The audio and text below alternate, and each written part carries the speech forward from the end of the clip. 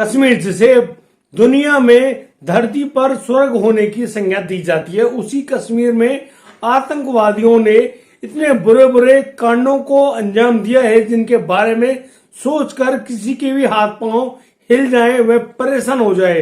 दोस्त, इन्हीं आतंकवादियों ने एक पुलिस कांस्टेबल की उसके घर के गेट पर ही हत्या कर दी, वो भी रात को करीब 8 बजे। दोस्तों, वो लोग कौन थे, कैसे थे, उसके बारे में किसी के पास भी कोई जानकारी नहीं है। और अब उस पुलिस कांस्टेबल की हत्या के बाद अब उसके घर में रह गए हैं 8 लोग। दोस्तों, वो 8 लोग कौन है?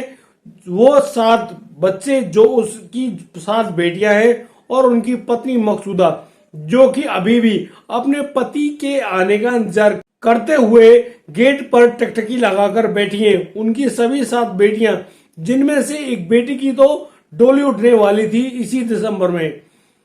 दोस्तों, आइए जानते हैं पूरी घटना में क्या हुआ है। नमस्कार, आदाब, सत श्री अकाल दोस्तों, मैं भीषम प्रकाश स्वागत करता हूं आपका हमारे यूट्यूब चैनल किससे क्राइम कोड। दोस्तों, पूरी घटना की जानकारी के लिए बने रहिए हमारे साथ वीडियो में अंत तक। हमें सब्सक्राइब करना और नोटिफिकेशन की बेल को दबाना बिल्कुल ना भूलें। दोस्तों, आज का बेहद ही हैरान कर देने वाला मामला सामने आया है जम्मू कश्मीर के बारामूला जिले के एक गांव से। आज की जो घटना है उसमें एक 4 साल की बेटी होती है सीरत नाम की।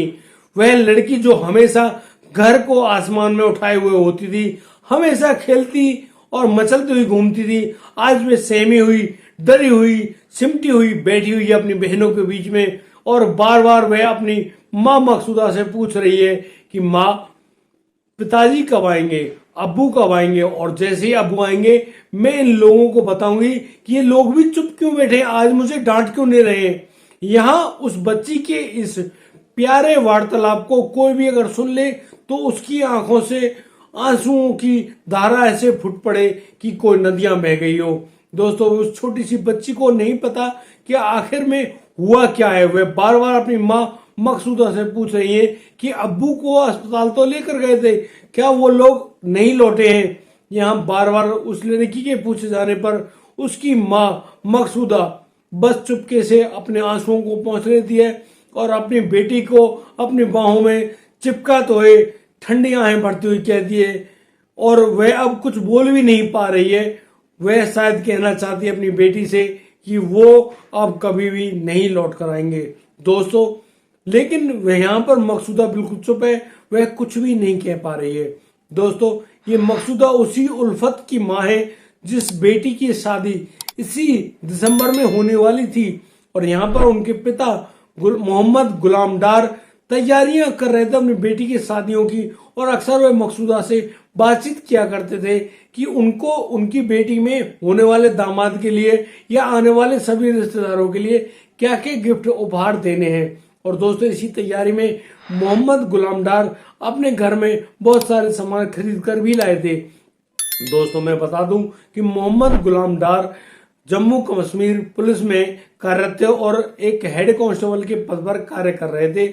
उस रात जब वो अपने घर से ड्यूटी के लिए निकलने वाले थे तो वो करीब रात को 8 बजे अपने घर से बाहर निकलते हैं।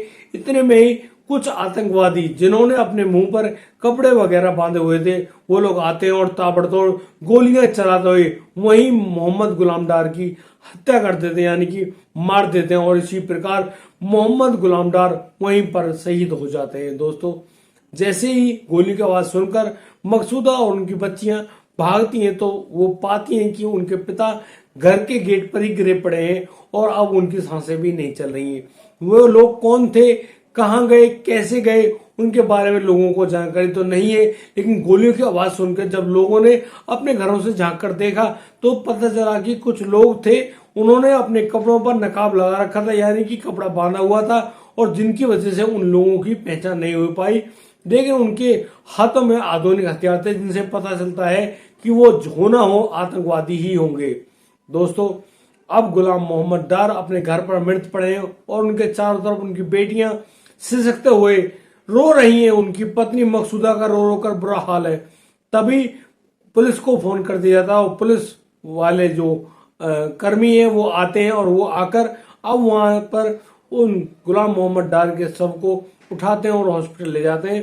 और यहाँ पर वह छोटी सी बच्ची सीरत पूछ रही होती है कि अंकल मेरे पिता को क्या हुआ है, अंकल मेरे अब्बू को क्या हुआ है, वो इस प्रकार से बोल क्यों नहीं रहे, आप उनको कहाँ लेकर जा रहे। तो यहाँ पर पुलिसकर्मी कहते हैं कि आपके पापा की तबीयत खराब हो गई है, हम उनको हॉस्पिटल लेकर जा रहे हैं, अभी बहुत जल्दी ही तुम्हारे अब्बू ठीक होकर घर लौट आएंगे। दोस्तों यहाँ पर वह छोटी सी सीरत अपनी माँ का हाथ पकड़े हुए अब घर के अंदर दाखिल हो जाती है। और दोस्तों वहां पर सभी बेटियां और उनकी माँ मकसूदा जो कि कपड़ों में सिमटी हुई पड़ी हैं, रो रही हैं कि नहीं रो रही हैं, उनकी आंखें तो बहुत कुछ बयां करती हैं। लेकिन अब यहाँ जो भी घर में आ रहा है उस व्यक्ति से आंखों ही आंखों में मकसूदा पूछ रही होती है कि उनके पति घर लौटेंगे या नहीं। लेकिन यहाँ पर किसी के मुंह पर कोई भी जवाब नहीं है। यहाँ जितने भी लोग आए हैं वो लोग सभी कहते हैं कि यहाँ पर अकेले गुलाम मोहम्मद डार की हत्या नहीं हुई है, यहाँ पर 9 लोगों की हत्या हुई है। ये 7 बच्चियां, एक उनकी मां मकसूदा और एक वो जो बलिदान हुए हैं मोहम्मद गुलाम डार। दोस्तों उनकी बातों को सुनकर किसी का भी दिल पसी जाए, आंखों से आंसू छूटने लगे और सभी लोग दंग रह जाएं कि आखिर ये हुआ तो हुआ क्या है। दोस्तों अब मैं कुछ पूछना चाहता हूं। दोस्तों वह सीरत जो अपनी बहन उर्फत की शादी में नए नए कपड़ों को मांगने की जिद कर रही थी अपने पिता से, वह अब्बू अब लौट के आएंगे या नहीं इस बारे में तो शायद किसी को ही पता होगा। लेकिन मैं आपको बता दूं यहाँ उल्फत की एक छोटी बहन भी है जिसका नाम अजमत है और अजमत बीए सेकंड ईयर की छात्रा भी है, वो पढ़ भी रही है। और यहाँ पर उनके पिता मोहम्मद गुलाम डार ने सभी बच्चियों का भविष्य अच्छा सोचा है, समझा है। लेकिन अब क्या करें, जब मोहम्मद गुलाम डार तो रहे नहीं, उनके घर में अब एक भी पुरुष जिंदा नहीं बचा है और वह घर क्या करेगा क्या नहीं करेगा। मेरा तो इस घटना को बताने में भी दिल पसीज रहा है, दुखी हो रहा है कि उस परिवार पे आखिर क्या बीत रही होगी। लेकिन दोस्तों मैं कुछ कहना चाहता हूं उन आतंकवादियों, उन गंदी सोच के लोगों से जिनकी मानसिकता में सिवाय गोबर के और कुछ नहीं भरा है। यार तुम कौन सी कंडीशन के आदमी हो, आखिर तुम कौन सी सोच के आदमी हो, कौन सी मानसिकता के आदमी हो, आपको किसी को बारे में कुछ पता ही नहीं है।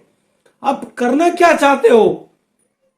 आप लोगों को इतनी भड़तासना है कि आप लोग, मैं कहता हूं जिंदे जिंदे खड़े रहो तो मैं आग लग जाए, मर जाए तो मैं दोजख की आग नसीब हो। दोस्तों यदि आपको हमारी वीडियो और दी गई जानकारी अच्छी लगी हो तो आप हमें लाइक करें, कमेंट करें, शेयर करें और सब्सक्राइब करना बिल्कुल ना भूलें। दोस्तों दीजिए मुझे इजाजत, मिलता हूं कल रात 8 बजे। तब तक के लिए आप बढ़िया रहें, बेहतरीन रहें, अपने परिवार का बखूबी ख्याल रखते रहें। जय हिंद, जय भारत।